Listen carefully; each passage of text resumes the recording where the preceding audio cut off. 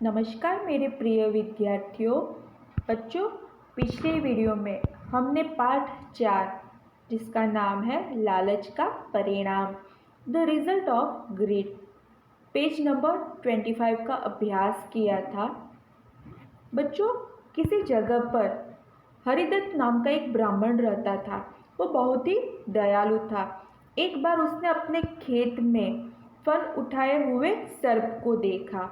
उसने उस सर्प के बिल के आगे, यानी कि सर्प जहाँ पर रहता है वह जगह पर दूध रख दिया और प्रार्थना विनती करते हुए सर्प को कहने लगा कि अगर मुझे पता होता कि आप यहाँ पर रहते हैं तो मैं आपकी पूजा करता, लेकिन कुछ नहीं, अब से मैं रोज़ आपकी पूजा करूँगा। और वह क्या करता है कि जो सर्प का बिल होता है वहाँ पर एक बर्तन में दूध रखता है। फिर जब वो अगले दिन आता है तो वो बर्तन में एक सोने की मुद्रा देखता है। तब से वह रोज़ सर्प देव के लिए दूध रखकर जाता है और उसे हर रोज़ एक सोने की मुद्रा मिलती है। आइए बच्चों, आगे का पाठ का अभ्यास करते हैं। Page number 26। आइए बच्चों, पाठ का पठन शुरू करते हैं और कठिन शब्द रेखांकित करें, बहुत ज़रूरी है। एक दिन उसे किसी काम से बाहर जाना था। किसे बाहर जाना था? हरिदत्त को। उसने अपने पुत्र से सर्पदेव के लिए दूध रखने के लिए कहा। उसका पुत्र शाम को बिल के पास उसी तरह बर्तन में दूध रखकर चला गया। एक दिन क्या होता है कि हरिदत्त को किसी काम से कहीं जाना होता है, लेकिन वह रोज़ क्या करता था कि वह सर्पदेव को दूध एक बर्तन में रख के जाता था। लेकिन अब उसे बाहर जाना है तो यह काम उसने अपने पुत्र को, अपने बेटे को सौंपा। तो हरिदत्त का जो बेटा था वह भी शाम को बिल के पास बर्तन में दूध रखकर चला गया।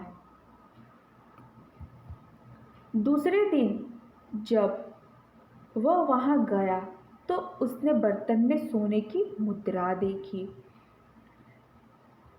जो हरिदत्त का बेटा था, जब वह दूसरे दिन सुबह गया तो वो देखता है कि बर्तन में सोने की मुद्रा है, यानी कि सोने का सिक्का है। उसने सोचा कि इस सर्प की बाम्बी में सोने की मुद्राएं भरी हुई है।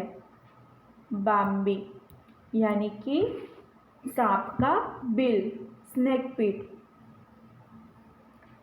वह सोचने लग गया कि यह जो सर्प है उसका जो बिल है, सांप का बिल, उसके अंदर तो बहुत सारी सोने के मुद्राएं, सोने के सिक्के भरे हुए होंगे। क्यों ना सर्प को मारकर सोने की सभी मुद्राएं ले ली जाए। यही सोचकर उस ब्राह्मण पुत्र ने उस सर्प को मारना चाहा। उसने उसे मारने की योजना भी बना ली। योजना यानी कि विचार बना लिया, प्लान बना लिया, लेकिन वह सर्प बच गया और उसने मौका देखकर उस ब्राह्मण के पुत्र को डस लिया।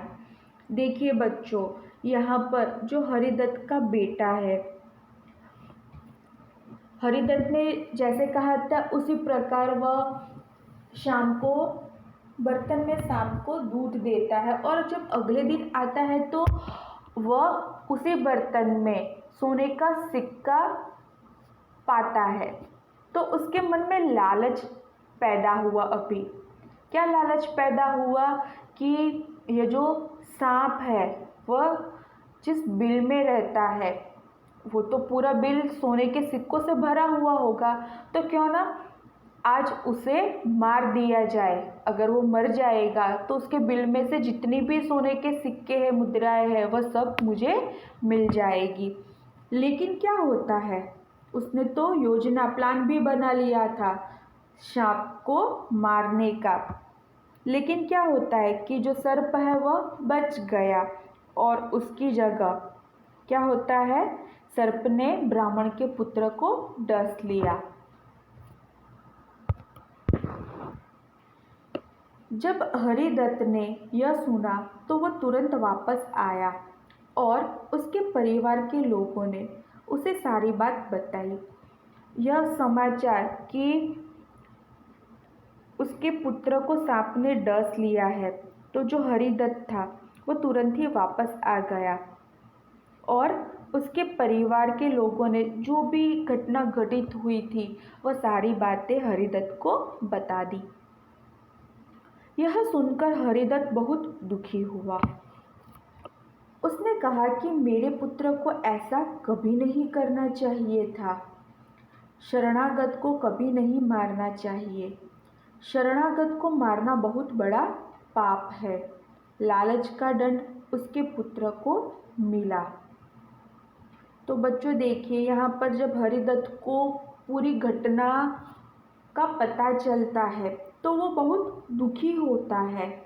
उसने कहा कि जो मेरा पुत्र है उसे ऐसा नहीं करना चाहिए था। यह विचार भी उसके मन में नहीं आना चाहिए था कि जो सर्प है उसे मार डालना है। क्यों? क्योंकि जो शरणागत है उसे कभी नहीं मारना चाहिए। बच्चों, यहाँ पर शरणागत शब्द का अर्थ होता है शरण में आया हुआ, वन हु सीक्स शेल्टर। यानी देखिए, मैं आपको यहाँ पर एक उदाहरण देती हूँ। शरणागत यानी क्या? बच्चों, जब हम दुखी होते हैं, कोई मुसीबत हमारे पर आ जाती है, चारों ओर से दुख मुसीबत से हम घिर जाते हैं, तब हम कहाँ जाते हैं?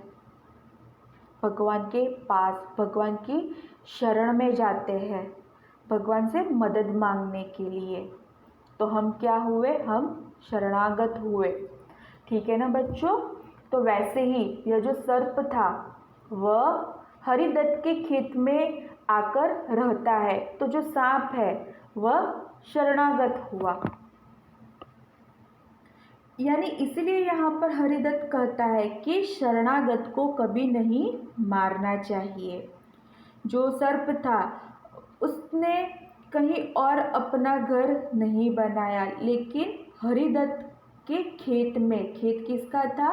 हरिदत्त का था, तो वो हरिदत्त के खेत में रहने आता है। इस वजह से शरणागत को मारना बहुत बड़ा पाप है। प्रश्न पूछा जा सकता है कि किसे मारना बहुत बड़ा पाप है? तो शरणागत को मारना बहुत बड़ा पाप है। लालच का दंड उसके पुत्र को मिला।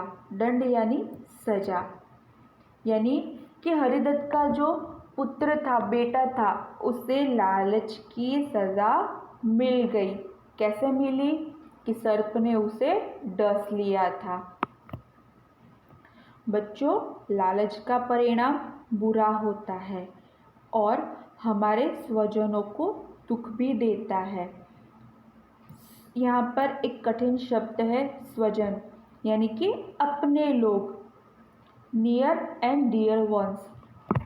तो देखिए, यहाँ पर एक सीख दी गई है। यह जो कहानी हमने पढ़ी, लालच का परिणाम बुरा होता है और हमारे स्वजनों को दुख भी देता है। तो यहाँ पर क्या था कि हरिदत्त का जो बेटा था उसके मन में लालच जगी, तो उसका परिणाम उसे कैसे मिला कि जो सांप था, सांप ने ही उसे डस लिया। फिर क्या हुआ कि यह सब कुछ देखकर हरिदत्त और उसके परिवार के लोग दुखी हुए, है ना?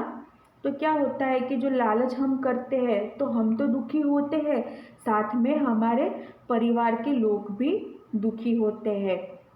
यानी बच्चों, हमारे पास जो भी है, जितना भी है, उसमें हमें खुश रहना चाहिए। कभी भी लालच नहीं करनी चाहिए। कभी भी किसी वस्तु या चीज़ को पाने की जिद नहीं करनी चाहिए। ठीक है बच्चों? तो आपको यह जो पाठ है वह अच्छी तरीके से पढ़ना है और कठिन शब्द भी आपको समझने हैं। धन्यवाद।